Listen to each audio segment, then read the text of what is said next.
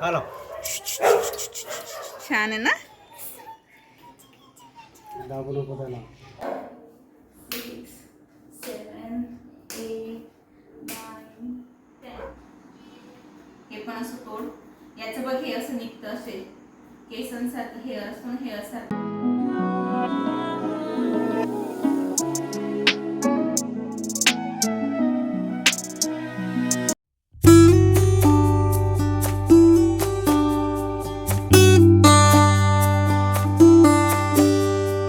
Hello, नमस्कार. मी प्रियांका पुन्हा एकदा तुम्हा सगळ्यांचं आपल्या चॅनलवर अगदी मनापासून स्वागत करते आहे.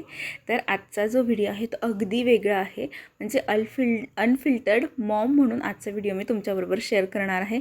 तर आजच्या या व्हिडिओमध्ये ना, की मुलांचा आपण स्क्रीन टायमिंग कसा कमी करू शकतो, जास्तीत जास्त वेळ त्यांच्याबरोबर कसा स्पेंड करू शकतो. तुम्ही वर्किंग वुमेन असू द्या किंवा तुम्ही होममेकर असू द्या, कसा तुम्ही वेळ द्याल हे आज मी तुमच्याबरोबर शेअर करणार आहे. अगदी छोट्या छोट्या कृतीतनं आपण आपल्या मुलांना चांगल्या गोष्टी शिकवू शकतो, त्यांच्याबरोबर चांगला वेळ स्पेंड करू शकतो आणि त्यांना मोबाईल, टी व्ही ह्या सगळ्या गोष्टींपासून दूर ठेवू शकतो. तर सगळ्यात पहिले ॲज अ योगा ट्रेनर मी ना तिला तिची फ्लेक्झिबिलिटी वाढावी म्हणून योगाकडे तिला वळवते आहे. कारण की मी ऑब्झर्व केलेलं आहे की म्हणजे टी व्ही आणि मोबाईलमुळे ना मुलं बारीक असू दे नाहीतर जाड असू दे असं त्यांचं शरीर आखडून गेलेलं असतं. म्हणून आता म्हणजे आपलं लहानपण असं होतं की पायी शाळेत जाणं, सायकलवर शाळेत जाणं, पण आत्ताच्या काळात असं आहे की व्हॅन असते, बस असते, रिक्षा असते. त्यामुळे मुलांना सायकलिंग, वॉकिंग ह्या सगळ्या गोष्टी नाहीत आणि स्कूलमध्ये पण हवं तसं आपली जशी कवायत व्हायची किंवा पी टीच्या पिरियडला खूप खेळणं व्हायचं तसं होत नाही हल्लीच्या स्कूलमध्ये. तर त्याच्यामुळे मला असं वाटतं की ह्या एक्स्ट्रा ॲक्टिव्हिटी आपणच आपल्या मुलांकडनं करून घेऊ शकतात.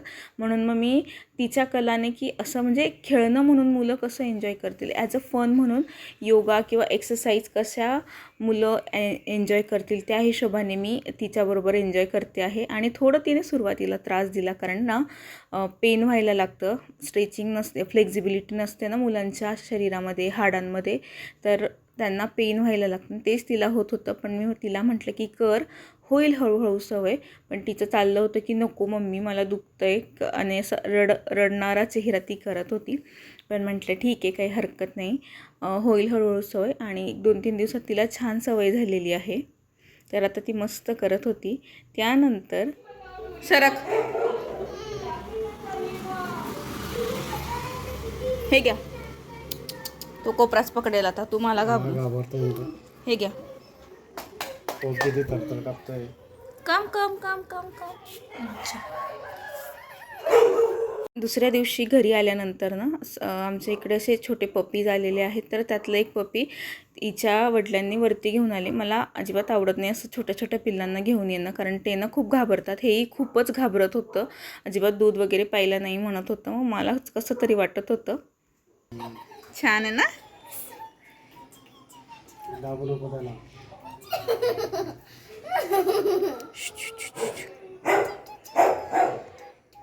निधी ना खूप घाबरते असं कुत्र्यांना म्हणा, झुरळाला, म्हणजे छोट्या मुंगीला पण ती खूप घाबरते. पण त्याला आणल्यानंतर ती ज्या पद्धतीने त्याला असं सावकाश हात लावत होती, पण तो बिचारा खूप थरथर करत होता. पण निधीची भीती गेली आणि आम्ही लगेच त्याला खाली सोडून आलो त्याच्या आईजवळ. आता हा व्हिडिओ मागच्या व्हिडिओमध्ये तुम्ही बघितला असेल, तरी पण मी पुन्हा एकदा शेअर करते आहे. का तर मुलांसोबत आपण असे गेम्स वगैरे घरात खेळू शकतो. आता गुलाबाई किंवा भुलाबाई हा प्रकार आपल्या विस्मरणात जातो आहे. आधीच्या काळात असं होतं की सगळ्या घरं असे शेजारी शेजारी असायचे आणि कोणीही कोणाच्या घरात बिनधास्त जाऊ शकायचं. आता विश्वासाचा प्रश्न येतो मुळात, त्याच्यामुळे कोणीच कुठे पाठवत नाही. मी सुद्धा लवकर निधीला कुठे पाठवत नाही. तर त्यामुळे असं गुलाबाई वगैरे खेळणं किंवा 1-1, 2-2 तास टिपऱ्या खेळत बसणं असं नाही, जे आम्ही करायचो किंवा आपण करायचो.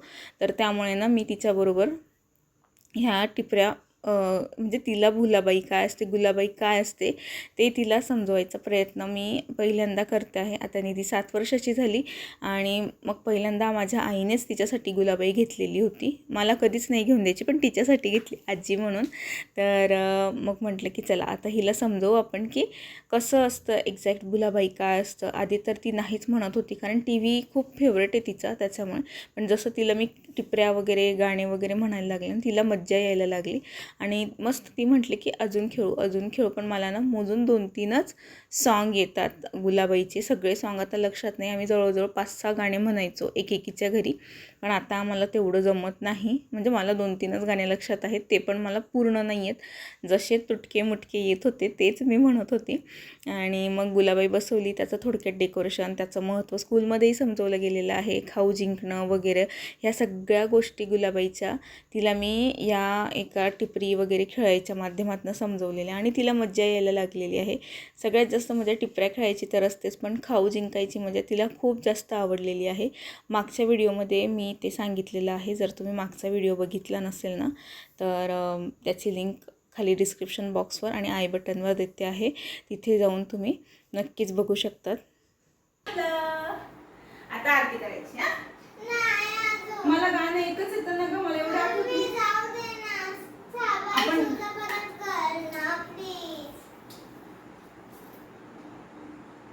आंबावरच्या पायावर धुगी धुणं धुगी तुला लागेल. धुगी धुणं धुत बाई धुगी धुणं धुत. गुलाबाच्या शर्टाला कुठला रंग दे, कुठला रंग दे तो. आंबावरच्या पायावर धुगी धुणं.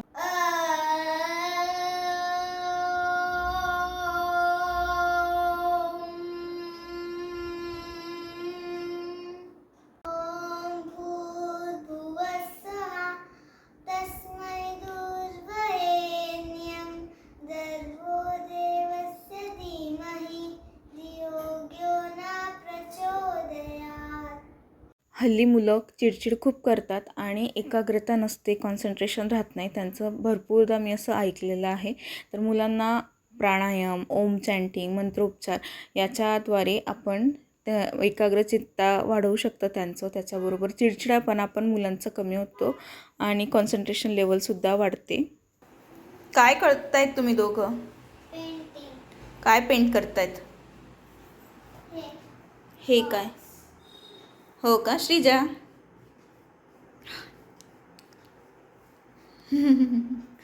चला करा. काय पेंट करताय मला पण दाखवा. ओके. अजून छान डेकोरेट पण करू शकतो ना त्याला आपण. Okay, as you wish. तुला जसं करायचं असेल तसं कर. छान ना, छान ॲक्टिव्हिटी.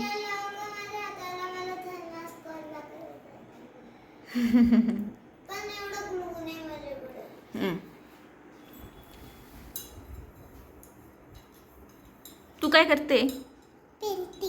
पेंटिंग. ओके, करा. बाय. हे काढलं ना तू, हे असं सोलायचं. हे बघ, घे घे. हे असं तोड, हे पण असं तोड. याचं बघ, हे असं निघतं असे केसांसारखं हेअर असतो ना, हेअर सारखं तार निघतो, तो काढायचा, बाजूला टाकायचा.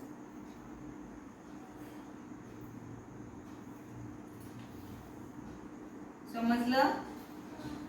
जमलं तुला? Very good. हे बघ, मग ते दातात अडकतं ना खाताना. हो ठीक आहे, पण त्याचं सगळ्यांचं निघतं बघ. शीक म्हणतात त्याला. काय म्हणतात? शीक.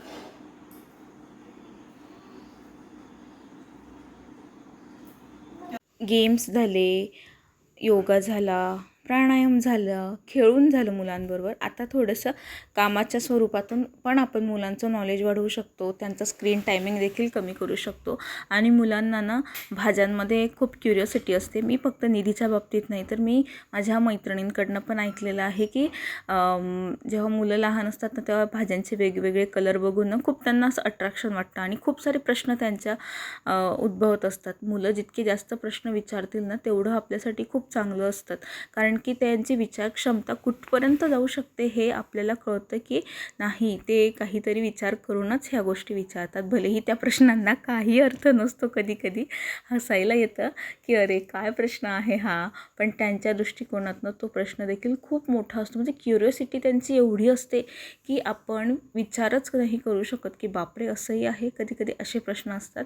तसंच काहीसं आहे. प्लस असं आपण त्यांना सोबत बसवलं ना, तर त्यांचं असतं की गोष्टी पण सांगतात. आता इथे निधी मला एकदम शांततेत तिचं सिक्रेट सांगत होती, जे मी तुमच्याबरोबर सांगणार नाही, कारण मी ना तिला पिंकी प्रॉमिस केलेलं की नाही, मी नाही सांगणार.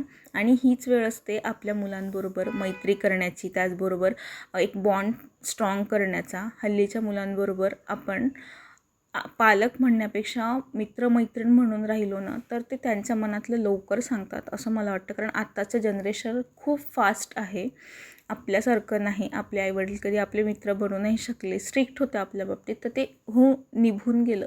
पण आपल्याला आपल्या मुलांचे मित्र बनून राहणं हे आतापासूनच शिकावं लागेल.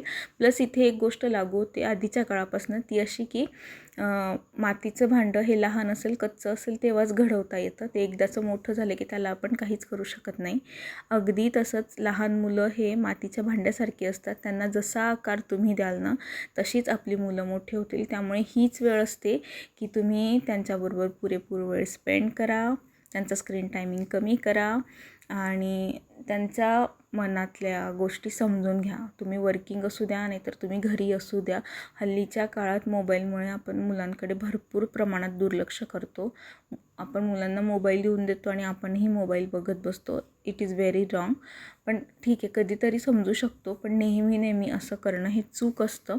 त्यामुळे ना अशा म्हणजे भरपूर गोष्टी आहेत, जर आपण बघायला गेलं ना, तर मुलांना इन्व्हॉल्व करून घेतलं ना त्यामध्ये, तर मज्जा येते. म्हणजे त्यांच्या गप्पा गोष्टी ऐकण्यामध्ये मज्जा येते. आणि बघा, बालपण एकदाच मिळतं ना, तर आपलं बालपण कसं निघून गेलं, तर आता आपल्याला बालपणाची आठवण येते. तसंच आपल्या मुलांचं देखील बालपण असतं की जे एकदाच मिळतं, आणि ते आपण आईवडील म्हणून आपण ते बालपण त्यांना पण एन्जॉय करू द्यायचं आणि आपणही त्यांच्याबरोबर एन्जॉय करून घ्यायचं. असो, खूप झालं आता ज्ञानपासून. आता हे शेवटचं.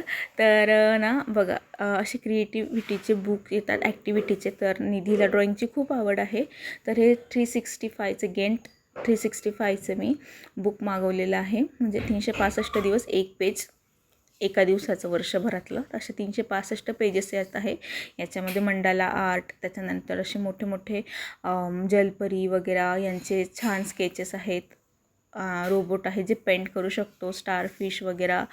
तर ना याच्यामुळे काय होतं ना, मुलं ते कलर घेतले की ते रंगवत बसतात, आणि याच्याने पण मुलांची ना विचारक्षमता वाढत जाते, चांगली स्ट्रॉंग होत जाते विचारक्षमता याच्यामुळे. आणि ड्रॉइंग पण चांगलं होतं मुलांचं. प्लस ड्रॉइंगमध्ये मार्क कव्हर करायचे पण चान्सेस असतात. तर ही एक बुक चांगली आहे. म्हणजे तुमचा मुलगा काय आवडतं, तर बघा, लहान मुलांना ना असं क्रियॉन्सने असं लिहित बसायला किंवा घरभर क्रियॉन्स पसरवायला, आपल्या भिंती घरातल्या रंगलेल्याच असतात ना, तर त्याच्यापेक्षा त्यांना असे बुक्स आणून दिले आणि रंगवायला सांगितले की ते छान रंगवतात. तर हे एक बुक आहे की तुम्ही तुमच्या मुलांना देऊ शकतात. आणि हल्ली मार्केटमध्ये असे ॲक्टिव्हिटी गेम भरपूर अवेलेबल आहेत वेगवेगळ्या प्रकारचे, तर तसे गेम आपण आपल्या मुलांना देऊ शकतात. हे पुस्तक मी ऑनलाईन घेतलेलं आहे मिशोवरून. आता प्राईज मला एक्झॅक्ट आठवत नाही. याची लिंक मी खाली डिस्क्रिप्शन बॉक्समध्ये देते आहे. जर तुम्हाला घ्यायचं असेल तर तिथून तुम्ही हे बुक घेऊ शकतात. याचा एक शॉर्ट व्हिडिओ मी याच्या आधी पण तुमच्याबरोबर शेअर केलेला होता. आत्ता सगळं आवरून झाल्यानंतर मी फायनली तिला झोपवलं आणि मग मोबाईल पुन्हा हातात घेतलेला आहे.